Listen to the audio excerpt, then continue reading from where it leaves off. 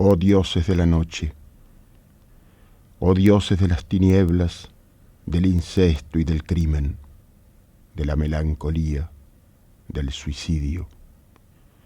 Oh dioses de las ratas y de las cavernas, de los murciélagos, de las cucarachas.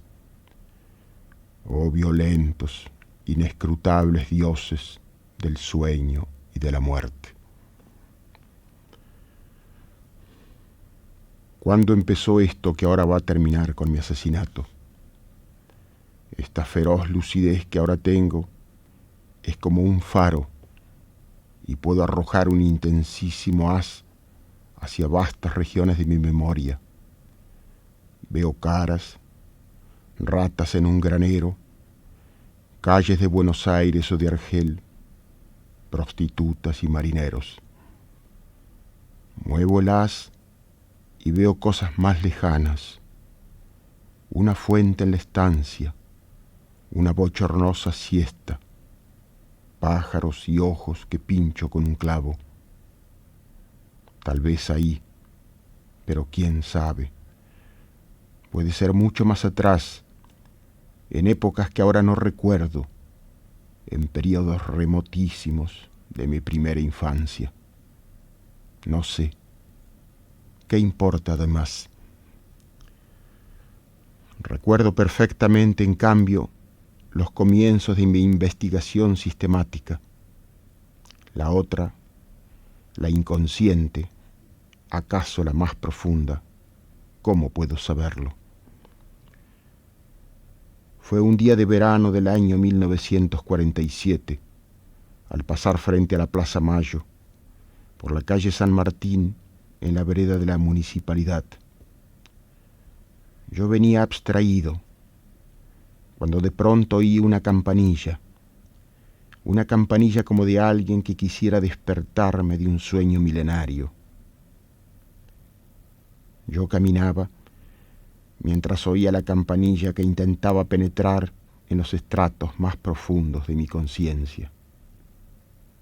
La oía, pero no la escuchaba, hasta que de pronto aquel sonido tenue pero penetrante y obsesivo pareció tocar alguna zona sensible de mi yo, alguno de esos lugares en que la piel del yo es finísima y de sensibilidad anormal, y desperté sobresaltado como ante un peligro repentino y perverso, como si en la oscuridad hubiese tocado con mis manos la piel helada de un reptil. Delante de mí, enigmática y dura, observándome con toda su cara, vi a la ciega que allí vende baratijas. Había cesado de tocar su campanilla, como si solo la hubiese movido para mí, para despertarme de mi insensato sueño, para advertir que mi existencia anterior había terminado, como una estúpida etapa preparatoria, y que ahora debía enfrentarme con la realidad. Inmóvil, con su rostro abstracto dirigido hacia mí, y yo paralizado como por una aparición infernal pero frígida, quedamos así durante esos instantes que no forman parte del tiempo, sino que dan acceso a la eternidad. Y luego, cuando mi conciencia volvió a entrar en el torrente del tiempo, salí huyendo. De este modo empezó la etapa final de mi existencia. Comprendí a partir de aquel día que no era posible dejar transcurrir un solo instante más y que debía iniciar ya mismo la exploración de aquel universo tenebroso. Pasaron varios meses, hasta que en un día de aquel otoño se produjo el segundo encuentro decisivo.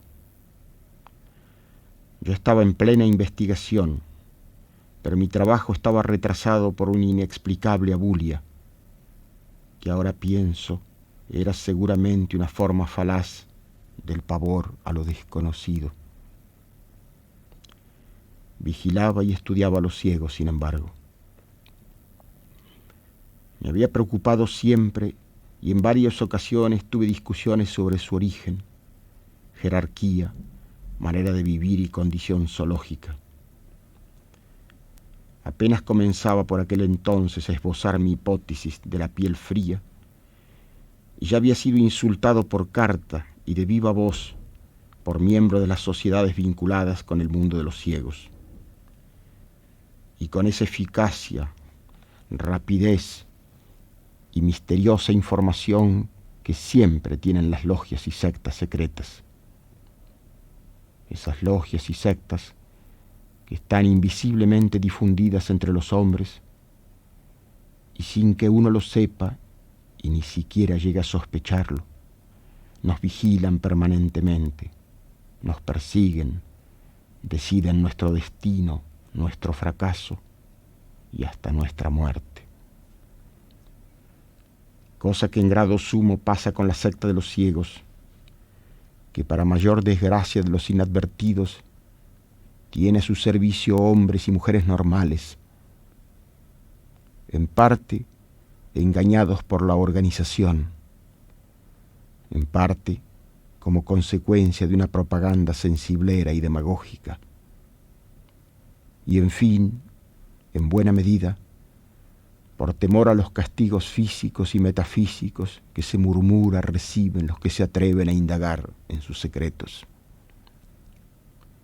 Castigos que, dicho sea de paso, tuve por aquel entonces la impresión de haber recibido ya parcialmente, y la convicción de que los seguiría recibiendo, en forma cada vez más espantosa y sutil. Lo que sin duda causa de mi orgullo no tuvo otro resultado que acentuar mi indignación y mi propósito de llevar mis investigaciones hasta las últimas instancias. Si fuera un poco más necio, ¿podría acaso jactarme de haber confirmado con esas investigaciones la hipótesis que desde muchacho imaginé sobre el mundo de los ciegos, ya que fueron las pesadillas y alucinaciones de mi infancia las que me trajeron la primera revelación? Luego, a medida que fui creciendo, fue acentuándose mi prevención contra esos usurpadores, especie de chantajistas morales que, cosa natural, abundan en los subterráneos, por esa condición que los emparenta con los animales de sangre fría y piel resbaladiza que habitan en cuevas, cavernas, sótanos, viejos pasadizos, caños de desagües, alcantarillas, pozos ciegos, grietas profundas, minas abandonadas con silenciosas filtraciones de agua.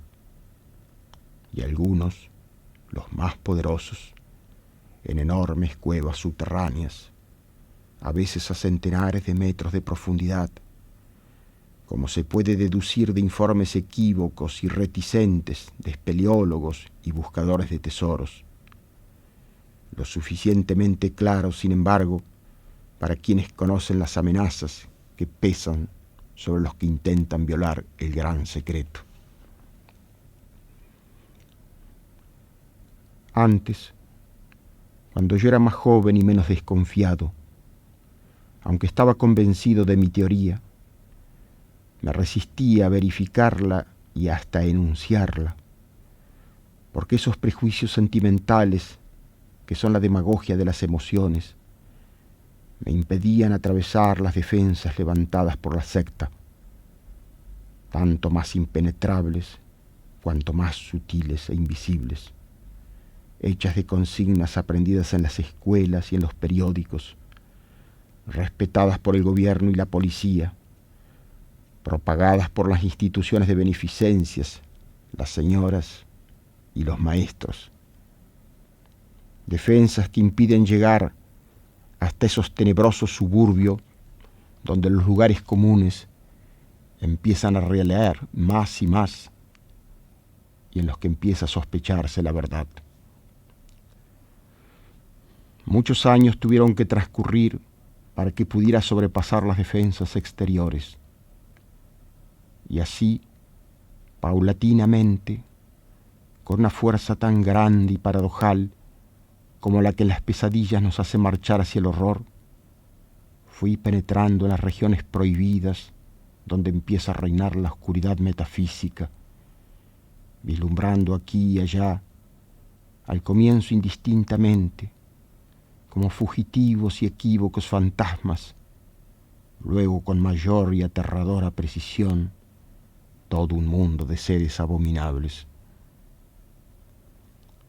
Ya contaré cómo alcancé ese pavoroso privilegio y cómo después de años de búsqueda y de amenazas pude entrar en el recinto donde se agita una multitud de seres, de los cuales los ciegos comunes son apenas su manifestación menos impresionante.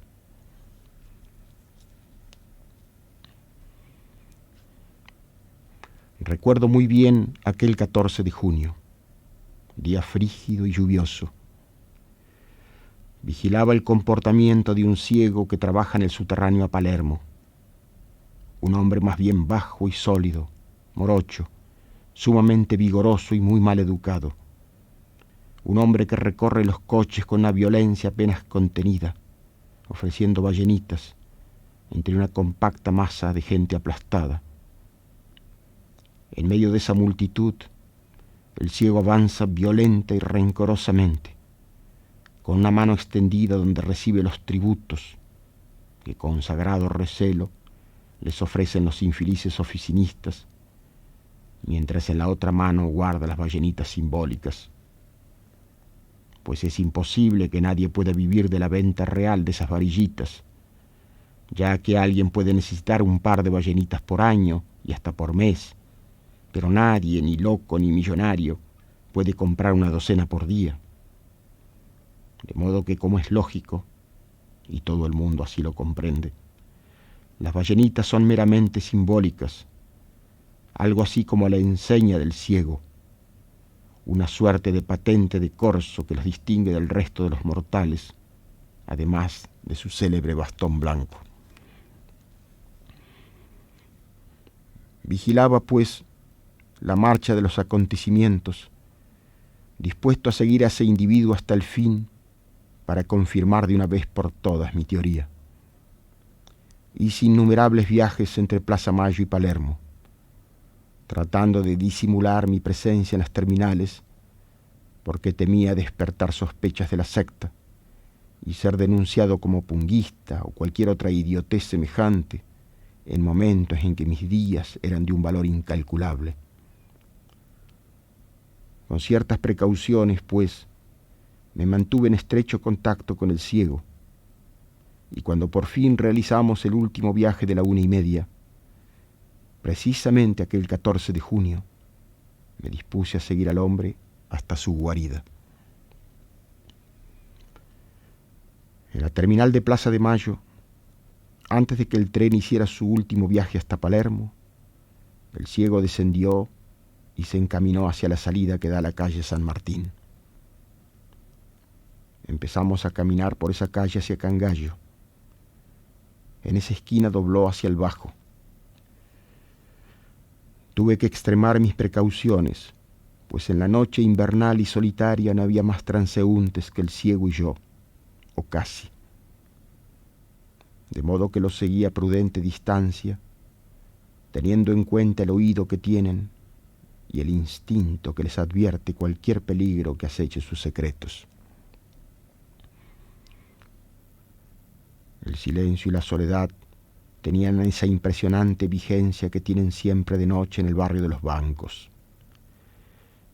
Barrio mucho más silencioso y solitario de noche que cualquier otro, probablemente por contraste, por el violento ajetreo de esas calles durante el día, por el ruido, la inenarrable confusión, el apuro, la inmensa multitud que allí se agita durante las horas de oficina.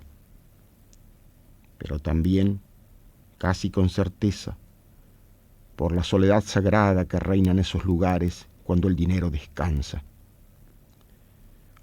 Una vez que los últimos empleados y gerentes se han retirado, cuando se ha terminado con esa tarea agotadora y descabellada, en que un pobre diablo que gana 5.000 pesos por mes maneja 5 millones, y en que verdaderas multitudes depositan con infinitas precauciones pedazos de papel con propiedades mágicas que otras multitudes retiran de otras ventanillas con precauciones inversas.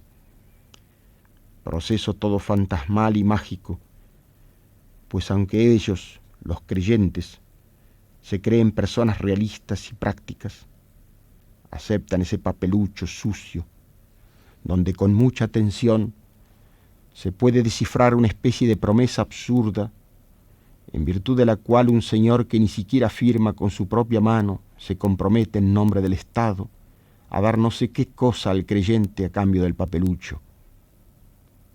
Y lo curioso es que a este individuo le basta con la promesa, pues nadie que yo sepa jamás ha reclamado que se cumpla el compromiso. Y todavía más sorprendente, en lugar de esos papeles sucios, se entrega generalmente otro papel más limpio, pero todavía más alocado, donde otro señor promete que a cambio de ese papel se le entregará al creyente una cantidad de los mencionados papeluchos sucios, algo así como una locura al cuadrado. Y todo en representación de algo que nadie ha visto jamás y que dicen yace depositado en alguna parte, sobre todo en los Estados Unidos, en grutas de acero, y que toda esta historia es cosa de religión, lo indican en primer término palabras como crédito y fiduciario. Decía, pues, que esos barrios, al quedar despojados de la frenética muchedumbre de creyentes, en horas de la noche quedan más desiertos de gente que ningún otro, pues allí nadie vive de noche, ni podría vivir, en virtud del silencio que domina y de la tremenda soledad de los gigantescos halls de los templos y de los grandes sótanos donde se guardan los increíbles tesoros. Mientras duermen ansiosamente con píldoras y drogas, perseguidos por pesadillas de desastres financieros, los poderosos hombres que controlan esa magia. Y también por la obvia razón de que en esos barrios no hay alimentos, no hay nada que permita la vida permanente de seres humanos, o siquiera de ratas o de cucarachas, por la extremada limpieza que existe en esos reductos de la nada, donde todo es simbólico y a lo más papeloso, y aún esos papeles, aunque podrían representar cierto alimento para polillas y otros bichos pequeños, son guardados en formidables recintos de acero, invulnerables a cualquier raza de seres vivientes.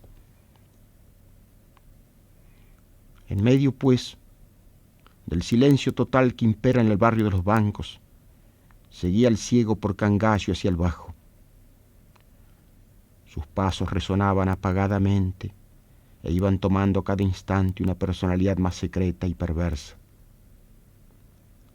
Así descendimos hasta Leandro Alem y después de atravesar la avenida nos encaminamos hacia la zona del puerto. Extremé mi cautela. Por momentos pensé que el ciego podía oír mis pasos y hasta mi agitada respiración. Ahora el hombre caminaba con una seguridad que me pareció aterradora, pues descartaba la trivial idea de que no fuera verdaderamente ciego. Pero lo que me asombró y acentuó mi temor es que de pronto tomase nuevamente hacia la izquierda, y digo que me atemorizó porque no era lógico, ya que si ese hubiese sido su plan desde el comienzo, no había ningún motivo para que después de cruzar la avenida hubiese tomado hacia la derecha. Y como la suposición de que el hombre se hubiese equivocado de camino era radicalmente inadmisible, dada la seguridad y rapidez con que se movía, restaba la hipótesis, temible, de que hubiese advertido mi persecución y que estuviera intentando despistarme. O lo que era infinitamente peor, tratando de prepararme una celada. No obstante, la misma tendencia que nos induce a asomarnos a un abismo me conducía en pos del ciego y cada vez con mayor determinación. Así, ya casi corriendo, lo que hubiera resultado grotesco de no ser tenebroso, se podía ver a un individuo de bastón blanco y con el bolsillo lleno de ballenitas, perseguido silenciosa pero frenéticamente por otro individuo, primero por Bouchard hacia el norte y luego, al terminar el edificio del Luna Park, hacia la derecha, como quien piensa bajar hacia la zona portuaria. Lo perdí entonces de vista, porque como es natural yo lo seguía a cosa de media cuadra. Apresuré con desesperación mi marcha, temiendo perderlo, cuando casi tenía, así lo pensé entonces, buena parte del secreto en mis manos. Casi a la carrera llegué a la esquina y doblé bruscamente hacia la derecha, tal como lo había hecho el otro. ¡Qué espanto! El ciego estaba contra la pared, agitado, evidentemente a la espera. No pude evitar el llevármelo por delante. Entonces me agarró del brazo con una fuerza sobrehumana y sentí su respiración contra mi cara. La luz era muy escasa y apenas podía distinguir su expresión. Pero toda su actitud, su jadeo, el brazo que me apretaba como una tenaza, su voz, todo manifestaba rencor y una despiadada indignación. «Me ha estado siguiendo», exclamó en voz baja, pero como si gritara. Asqueado, sentía su aliento sobre mi rostro, olía su piel húmeda. Asustado, murmuré monosílabos. Negué loca y desesperadamente. Le dije: «Señor, usted está equivocado», y casi caí desmayado de asco y de prevención. ¿Cómo podía haberlo advertido? ¿En qué momento? ¿De qué manera? Era imposible admitir que mediante los recursos normales de un simple ser humano hubiese podido notar mi persecución. ¿Qué? ¿Acaso los cómplices? ¿Los invisibles colaboradores que la secta tiene distribuidos astutamente por todas partes, en las posiciones y oficios más insospechados? Niñeras, profesoras de enseñanza secundaria, señoras respetables, bibliotecarios, guardas de tranvías. Vaya a saber. Pero de ese modo confirmé aquella madrugada una de mis intuiciones sobre la secta. Todo eso lo pensé vertiginosamente mientras luchaba por desasirme de sus garras. Salí huyendo en cuanto pude y por mucho tiempo no me animé a proseguir mi pesquisa. No solo por temor que sentía en grado intolerable, sino también por cálculo, pues imaginaba que aquel episodio nocturno podía haber desatado sobre mí la más estrecha y peligrosa vigilancia. Tendría que esperar meses y quizá años. Tendría que despistar. Debería hacer creer que aquello había sido una simple persecución con objetivo de robo. Otro acontecimiento me condujo más de 3 años después sobre la gran pista y pude por fin entrar en el reducto de los ciegos, de esos hombres que la sociedad denomina no videntes, en parte por sensiblería popular, pero también, con casi seguridad, por ese temor que induce a muchas sectas religiosas a no nombrar nunca la divinidad en forma directa.